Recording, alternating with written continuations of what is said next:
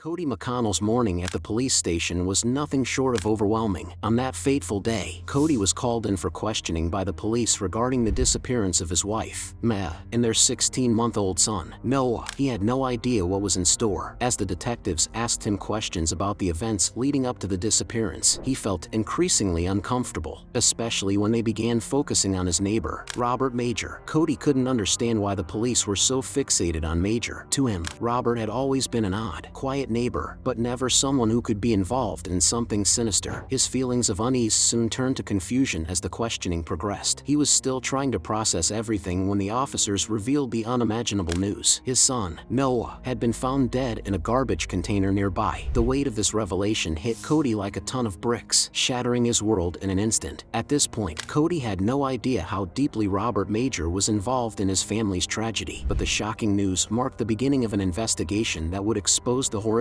truth. Discovery of Noah's body in the garbage container. The discovery of Noah's lifeless body in a garbage container was a moment that no one could have prepared for. The police arrived at the scene, initially investigating a missing child, but what they found next was unimaginable. The small body of 16-month-old Noah was discovered, and the circumstances surrounding his death were horrifying. He had been suffocated by none other than Robert Major, who had stuffed a sock in his mouth and placed a plastic bag over his head. These details shocked the investigators, as they realized this was not a random tragedy, but a deliberate and calculated act. Even worse, when Noah's body was found, it was evident that he had been discarded like trash. The heart-wrenching discovery left Cody reeling. His mind was struggling to grasp that someone could do this to a child, let alone someone they had trusted as a neighbor. The discovery immediately changed the course of the investigation, as the police now understood that they were dealing with a predatory killer. The case went from a missing persons investigation to a full-blown homicide investigation, with Noah's death marking the beginning of the unraveling of Robert Major's monstrous actions. Robert Major's arrest and the gruesome discovery in his apartment. Robert Major's arrest marked the beginning of a series of horrifying discoveries. The police had already been suspicious of him, and once they found Noah's body, they turned their attention fully toward him. Upon arresting Major, the investigators turned their focus to his apartment, a place that would soon reveal the extent of his depravity. When they entered, they made an alarming discovery: the disfigured and mutilated body of M.A.A., Cody's wife. Major had not only killed her, but he had subjected her body to unspeakable violence. Her wounds were extensive, suggesting that she had been tortured before her death. The investigators were left in shock at the brutality of the crime scene. They found that the violence had not ended with her death. Instead, the injuries were post-mortem, showing that Major had taken pleasure in inflicting pain on his victim even after she was no longer alive. The grisly scene further cemented the horrific reality of Major's actions. It became clear that this was not an isolated incident or a crime of passion. It was the result of a mind twisted by violence and sadism. This revelation marked a dark chapter in the investigation, as it confirmed the unimaginable cruelty of the murderer living next door. Major's past criminal history and previous convictions. The chilling nature of Robert Major's crimes was compounded by the revelation of his past criminal history. Major was not a first-time offender. In fact, his past was riddled with convictions that painted a troubling picture of a violent and dangerous individual. He had a history of sexual offenses dating back to 2006, when he was first accused of assaulting a woman. His subsequent criminal record included multiple charges of sexual violence, one of the most alarming being a 2012 conviction for luring a young child away from their parents before committing a horrific act. Despite these offenses, Major had been allowed to reintegrate into society, a decision that would later be seen as a tragic mistake. His history of violent crimes should have been a warning, but instead, he was released from prison after serving only a fraction of his sentence. The police and legal system's failure to recognize Major as a continuing threat to public safety became apparent as they uncovered his record. His ability to blend back into society and continue his predatory behavior was a grave miscalculation, ultimately leading to the deaths of M.A.A. and Noah. It was a tragic example of how dangerous individuals can slip through the cracks of the justice system. Early release in the psychiatric program. The decision to release Robert Major early from prison was one that many would later question. After serving a fraction of his sentence for multiple sexual offenses, Major was given the opportunity to participate in a psychiatric program designed for violent offenders. The program, which aimed to rehabilitate criminals with histories of violent behavior, seemed to have worked in Major's case, at least on paper. Psychological evaluations determined that he was no longer a danger to society and that he had been rehabilitated. This led to his early release, under the assumption that he would not reoffend. However, this assumption was dangerously flawed. flawed. The reality was that Major's past actions were not the result of a momentary lapse in judgment, but rather indicative of a deeply rooted predatory nature. His participation in the psychiatric program had not addressed the fundamental issues that made him a threat to others. Instead, it enabled him to return to society, where he would eventually commit even more heinous crimes. Major's release without adequate monitoring and the belief that he had been rehabilitated allowed him to slip through the cracks and continue his violent behavior, leading to the tragic deaths of MAA and Noah. How the legal system failed in Major's case. The legal system, in its attempt to rehabilitate offenders, failed the McConnell family in a devastating way. Major's early release, based on the recommendation of psychiatrists, was a grave mistake. Despite his history of violent sexual crimes, there were no legal grounds to keep him incarcerated longer than his sentence. In fact, even though Major had openly admitted to a psychiatric evaluation that he derived perverse pleasure from hurting women and children, the law allowed him to re-enter society. This situation highlighted a flaw in the system where repeat offenders like Major were given a chance to re-offend after only serving a short time in prison. The tragic events that followed were a direct result of this legal oversight. Had Major's true nature been acknowledged, the McConnell family might still be alive today. The role of the police in Major's release and supervision. When Robert Major was released, the police had a responsibility to monitor him closely. However, despite a series of legal restrictions, Major's behavior slipped through the cracks. The police had imposed a curfew, a ban on approaching women and children, and a requirement for permission to travel outside Edmonton. For a time, it seemed that Major adhered to these rules, but as time passed, the system failed to prevent him from reoffending. After a year of no reported crimes, Major was removed from the database of high-risk offenders, and his criminal record was erased. This move was in line with Canadian law, which dictates that if an offender does not commit further crimes within a year, they are no longer considered a high risk. However, this decision ignored the fact that Major was still a dangerous predator, and the removal of his name from the registry allowed him to go undetected until it was too late. The impact of removing a Major's name from the criminal database. The decision to remove Robert Major's name from the criminal database was a devastating blow to the safety of the public. Once Major's record was cleared, he was able to live freely in a residential complex without any oversight. This meant that families in the area, like the McConnells, were unaware of the threat living next door. If the community had known about Major's criminal history, it is possible that Cody McConnell would have taken his family elsewhere. Major's removal from the list of high-risk offenders exemplified a serious flaw in the system, one that allowed a violent predator to blend back into society and ultimately lead to another tragedy. It highlighted the urgent need for public awareness and better monitoring of dangerous individuals. Cody McConnell's grief and determination for justice. Devastated by the loss of his wife and son, Cody McConnell's grief fueled his determination for justice. As he processed the unimaginable pain of losing his entire family, he channeled his sorrow into a drive to change the system that failed him. During the trial, Cody displayed immense strength as he spoke out, demanding that society be made aware of dangerous individuals like Robert Major. He advocated for laws that would provide citizens with access to databases of high-risk offenders, believing that if people had this information, they could protect themselves and their families. Cody's courage in the face of such profound loss inspired others to join his cause and push for change. Robert Major's core behavior and guilt. Throughout the trial, Robert Major displayed bizarre and contradictory behavior. While he admitted to the murders and the horrific details of his crimes, he simultaneously tried to justify his actions by claiming that his mental health issues made him unable to control his impulses. He portrayed himself as a victim of his own psychological disorders, not fully responsible for the atrocities he had committed. Despite his attempts to appear remorseful, his actions revealed a far darker truth. He was a sadistic predator who found pleasure in inflicting pain and suffering. Major's refusal to take full accountability for his actions only added to the public's outrage and highlighted the need for more stringent measures in dealing with offenders like him. Cody's campaign for Noah's Law. After the trial, Cody McConnell became a fierce advocate for what would later be known as Noah's Law. The law, which aimed to give the general public access to information about dangerous criminals, gained widespread support. Cody's loss and his fight for justice made him a voice for all families at risk of being unknowingly exposed to predators like Robert Major. His proposal included measures such as the permanent retention of high-risk offenders in criminal databases, mandatory notifications to communities when dangerous individuals moved in nearby,